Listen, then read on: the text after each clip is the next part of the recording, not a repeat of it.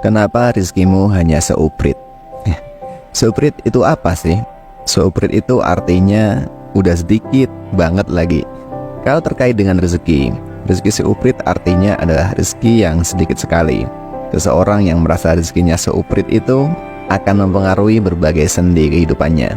Bukannya lebay sih, tapi kenyataannya memang rezeki yang seuprit itu gak mampu menopang kehidupannya. Hidupnya kembang kempis, gali lubang tutup lubang. Hidupnya juga dibangun dari hutangan yang satu ke hutangan yang lain. Hobinya nggak lain dan nggak bukan adalah kasbon alias berhutang. Kenapa mesti berhutang? Karena uang yang dia peroleh nggak cukup untuk memenuhi kebutuhan hidupnya.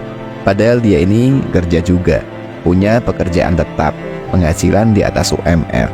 Tapi kok nggak cukup-cukup ya? Kurangnya sebenarnya di mana sih? Apa Anda sekalian pernah mengalaminya? Atau malah saat ini mengalaminya? Mungkin Anda adalah salah satu yang bertanya pada diri Anda sendiri. Pasti ada yang salah. Kok rezeki seolah nggak pernah cukup ya? Selalu kurang ya? Padahal kualitasnya setiap bulan sama aja kan? Salahnya di mana ya? Padahal banyak kan yang mereka ini kerjanya hanya serabutan tapi hidupnya baik-baik saja. Kenapa bisa seperti itu? Mari kita kupas. Alasannya adalah kita bertuhan yang salah.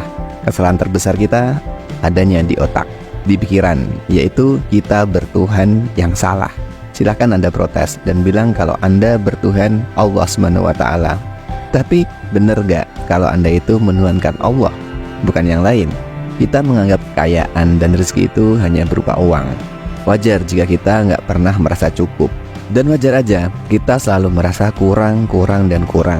Agar cukup rezekinya, otak kita yang terbatas pun mulai bekerja. Ikhtiar, usaha berarti harus dibanyakin, harus diperbanyak. Kerja juga harus lebih keras. Akhirnya kita ini terus berikhtiar, berusaha, dan yang terjadi apa? Kita menuhankan usaha itu, kita menuhankan ikhtiar itu.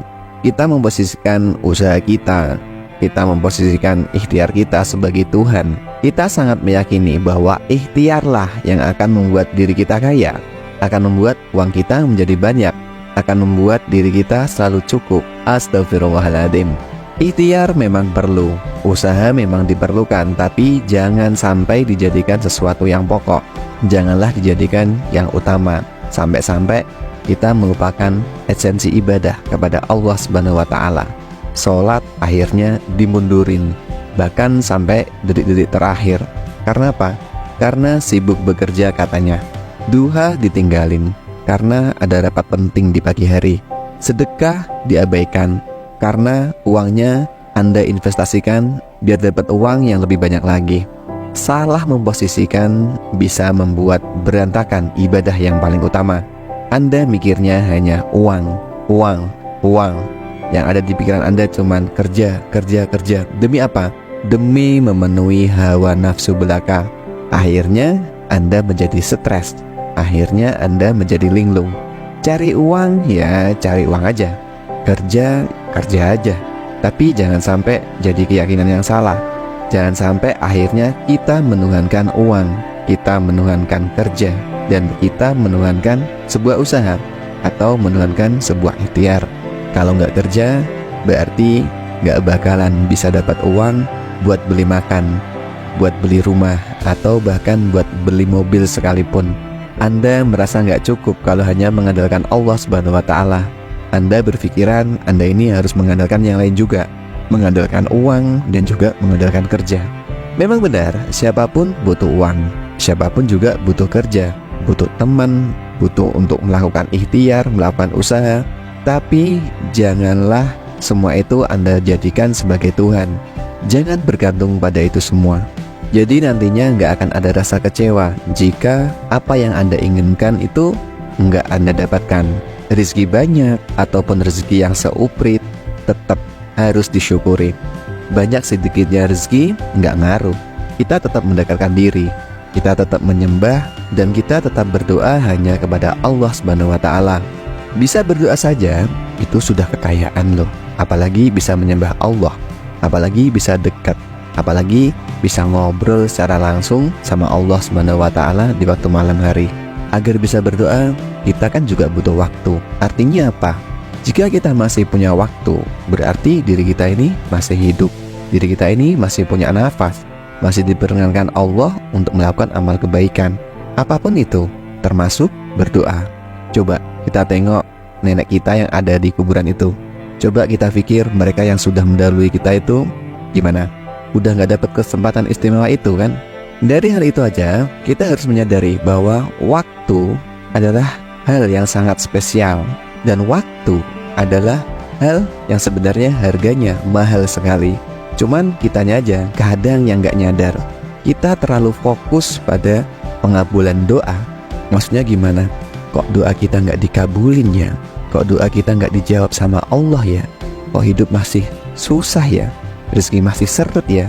Sekalinya nanti kita dapatnya cuman seuprit. Padahal harusnya masih dikasih nafas aja, harusnya kita ini udah bersyukur. Coba kita mikir, apa jadinya kalau Allah menghentikan aliran nafas kita, sementara amal kita belum banyak. Doa dan maksiat kita masih aja kita kerjakan.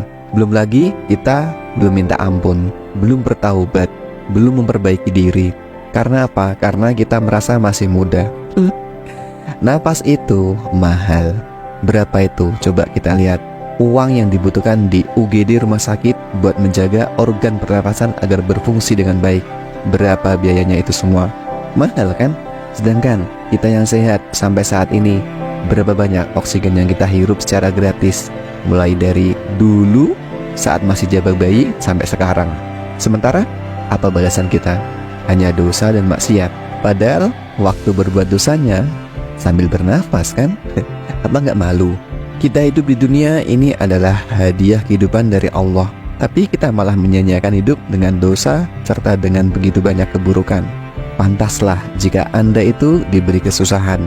Pantaslah jika Anda itu diberi masalah dan diberi rezeki yang hanya seuprit. Yang Anda dapatkan adalah apa yang pantas untuk Anda. Coba, pernah ke rumah sakit nggak? Coba perhatiin para pasien yang terbaring lemah itu. Ada yang bergantung pada tabung oksigen, botol infus, dan alat-alat kedokteran yang canggih lainnya. Serta ada yang masih sadar, tapi nggak sedikit pula yang koma. Mereka yang koma ini masih hidup, tapi sepertinya udah kayak mati aja kan. Mereka nggak bisa menggerakkan tangannya, nggak bisa buka matanya, nggak bisa komunikasi lagi dengan keluarganya. Serta mereka ini yang jelas nggak bisa ibadah lagi sama Allah. Mungkin ajalnya pun sudah dekat.